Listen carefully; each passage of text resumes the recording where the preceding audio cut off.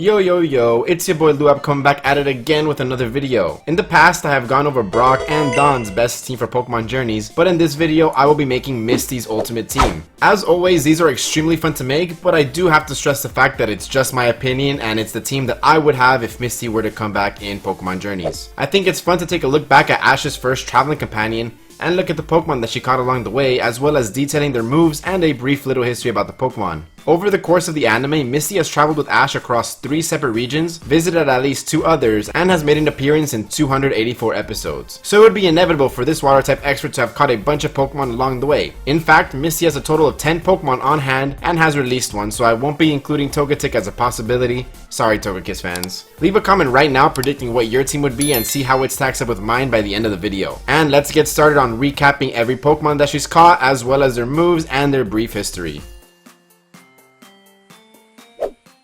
Starmie is one of 3 Pokemon that Misty already had when she met Ash. Misty claimed that Starmie was her most powerful battling Pokemon in their gym battle, but its history in the anime proved otherwise. Starmie constantly took L's and its moveset is scary to even look at. Starmie was basically confined to a utility role, using Water Gun to take out flames and being used to surf through the water. I could only find one instance of Starmie winning a battle throughout the entire anime. It's safe to say that Starmie got the short end of the stick.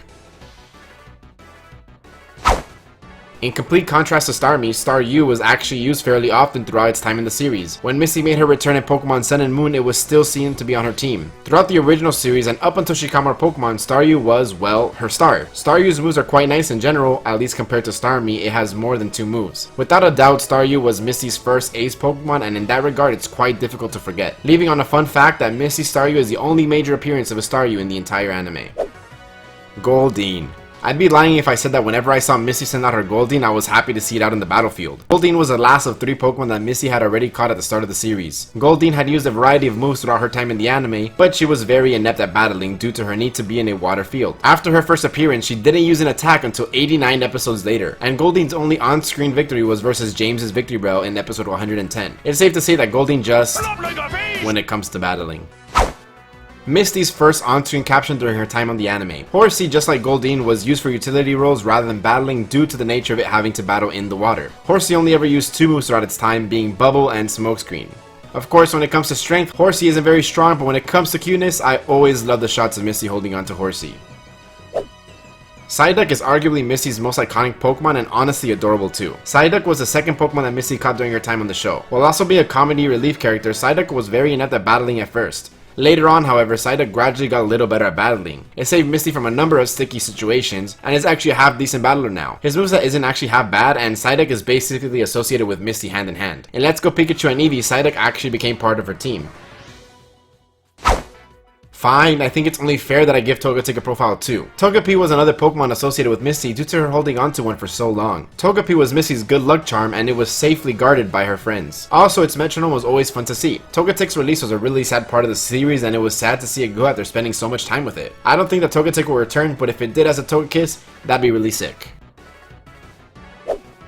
Fun fact, as a kid, Poliwhirl was one of my favorite Pokemon just because of Misty's. Poliwag was the only Pokemon that Misty caught during the Orange Islands part of the series. As for every video, my Harrison reference of the day was I loved when Politoed was a fantastic cheerleader watching Ash lose to Harrison. As a Poliwhirl, it was a pretty tough battler, but after evolution, Politoed was more of a comedy relief and a cheerleader. I still love Politoed, don't get me wrong, but its battling abilities did increase upon evolution. Misty's Pokemon share a lot in common, being that they all love normal moves.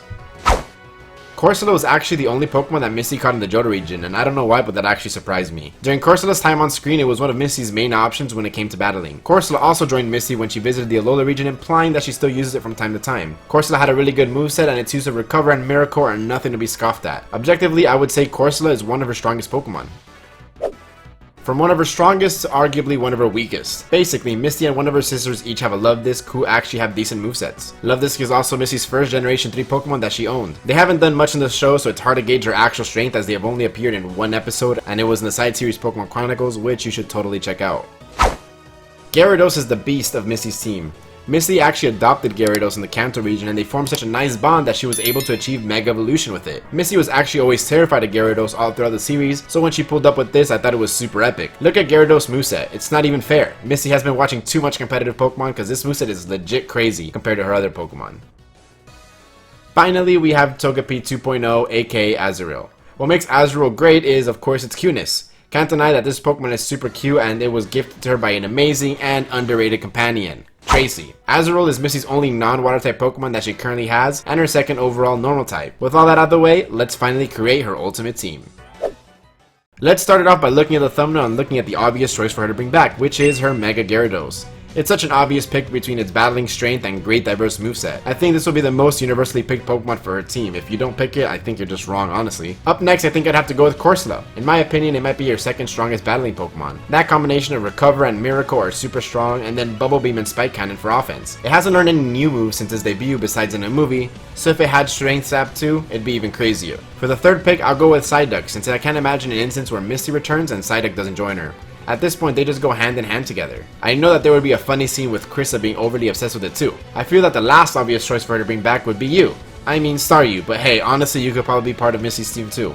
Staryu was her main battler for the majority of the time that Misty was on the show, so it's only natural for her to bring back to the spotlight. Misty even brought it back with her when she went to Alola, so she probably still uses it. The last two spots are hard to choose, so I'm gonna go with some crazy choices. First, I'll go with Starmie for one of the choices because she could bring it back with an updated moveset and it would honestly be extremely powerful. Before Psyduck, Starmie was Misty's most official Pokemon, being used in many different merchandise. But also for the gag that when she wants to send out Starmie and Psyduck would send itself out, would be a nice little homage to the original series if they did that. Finally, I go with Azurill, who could have evolved and given her a powerful fairy type too, but maybe if it didn't, it would be really cool to see it interact with Grookey, Pikachu, and Eevee. I think that would just be cuteness overload. So yeah, that's my team for Misty if she returned to Pokemon Journeys. I didn't want to give her a Pokemon that she caught off screen, but I could totally see that happening. In fact, I want to hear what Pokemon you think Misty could have caught since her last appearance and possibly added to her team. I'd also love to hear your thoughts on what you think of my ultimate Misty team in the comments below. This is a discussion video, so I'd love to read your comments and have a nice chat with you guys in the comments below. Thank you so much for making it to the end of the video. I want to say that I truly appreciate that. And as always, it's been your boy Luap, and I'm out. Peace.